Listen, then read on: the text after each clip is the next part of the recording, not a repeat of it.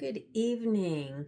For my Icebreaker speech, I've chosen a piece from my archives. It's one of my favorite works.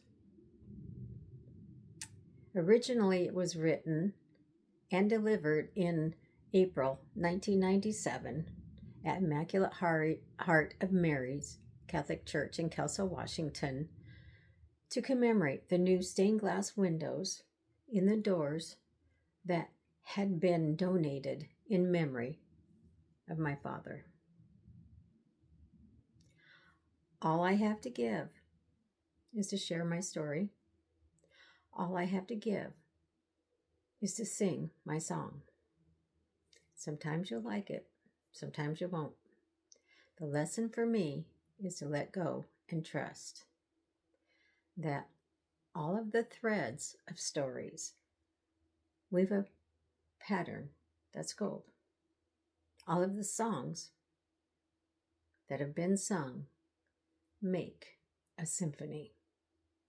Sometimes I feel it, sometimes I don't. The lesson for me is to let go and trust. I heard this song by Marita Berg recently while at the Washington State Hospice Association annual conference. It has been an inspiration since. I am reminded of one of my many stories as a hospice nurse.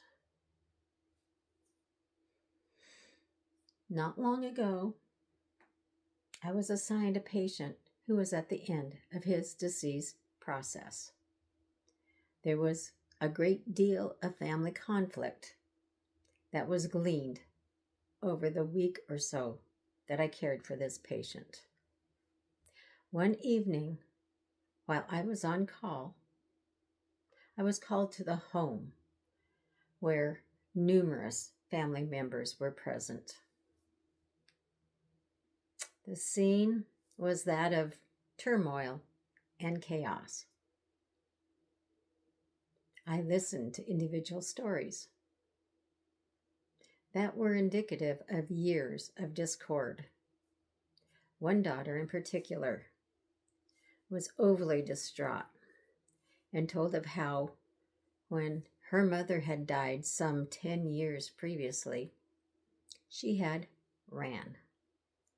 And now she was faced with not only her father's impending death, but was forced to grieve her mother's as well.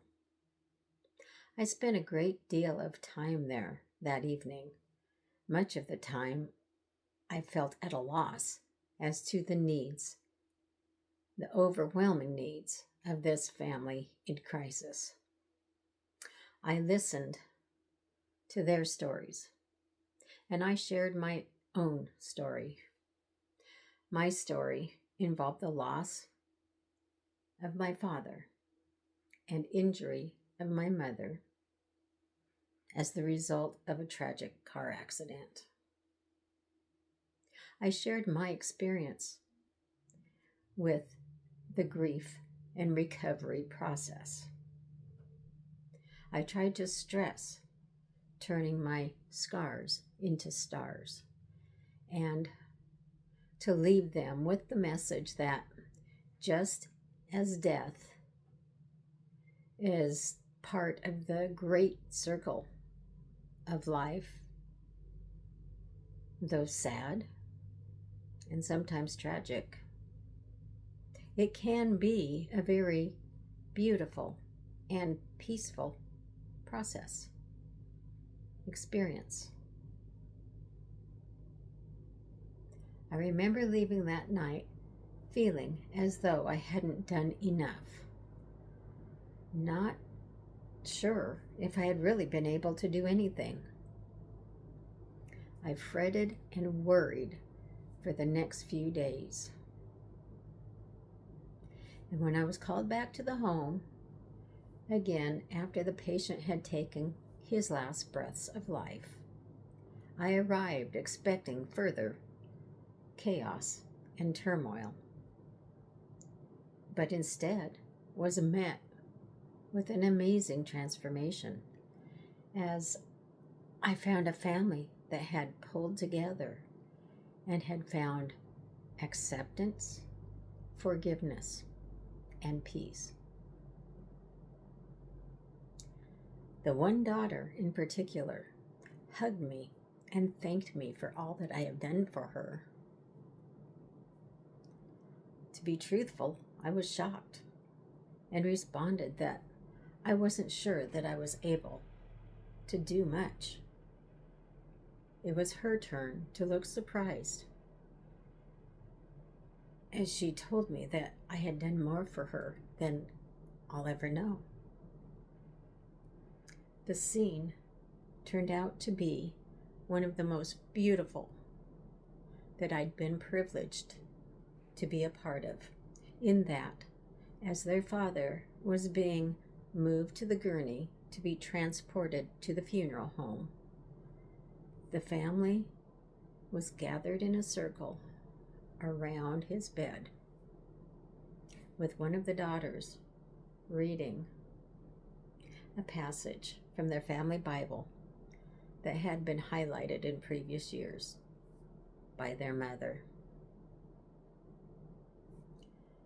I encourage that as you pass through the doors with the new stained glass windows today and every day, that you can see each piece evolving into a whole picture or story, if you will.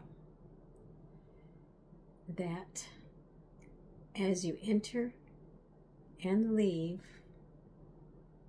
that you come and go with renewed open heart to the sharing of stories that you hear and that can be given in return. That all of our stories together weave a pattern of gold. All of our songs make up a symphony. And, like pieces of stained glass, there's a different texture and hue that together forms a pattern of awesome splendor. Thank you.